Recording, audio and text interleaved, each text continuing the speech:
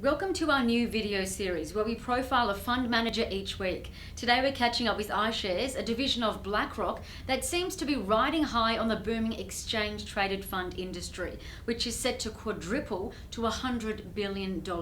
Here's head of iShares, Jon Howie, with more. The focus for the past 12 months has really been continuing to build the ETF franchise in Australia to meet what we think is a rapid development or the evolution of the ETF. We're really starting to see advisors and investors incorporate exchange-traded funds, and iShares particularly, at the centre of their portfolio because of the low cost and the liquid nature of the instrument. Jon Howie says the Australian ETF industry currently accounts for 1% of the retirement pool, and that's set to grow to 5%, which will make Australia on par with the US and Europe. He says over the next 6 months we'll see a strong shift in the market, with even more investors using ETFs and more product issuers issuing global ETFs. We're going to see clients looking, I think, to replace some active managers with exchange-traded funds, in some cases to bring down the cost, but also to improve performance in some cases. He says with the low global rate environment to continue, investors will increasingly look at non-traditional investments for income. We know that Aussie investors have generally looked to Aussie equities to generate income from franking credits from dividends.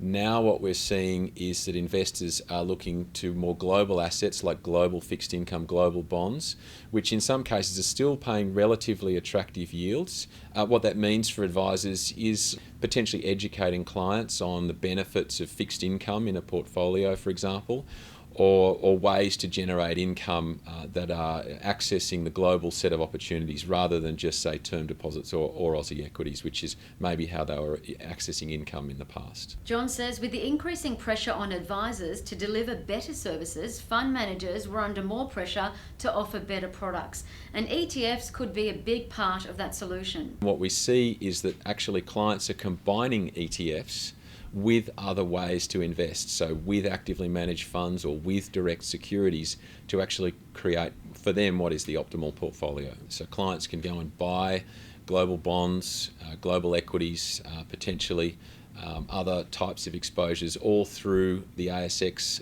through their brokerage account using Aussie dollars, not having to go and look offshore for those securities or potentially buy some more expensive or more difficult to access securities. He says another key trend was that advisors were better educated about portfolio construction and investment fundamentals. However, more advisors were choosing to outsource that part of their business. And by outsourcing some components of the planning practice, planners potentially are able to offer their services to more clients.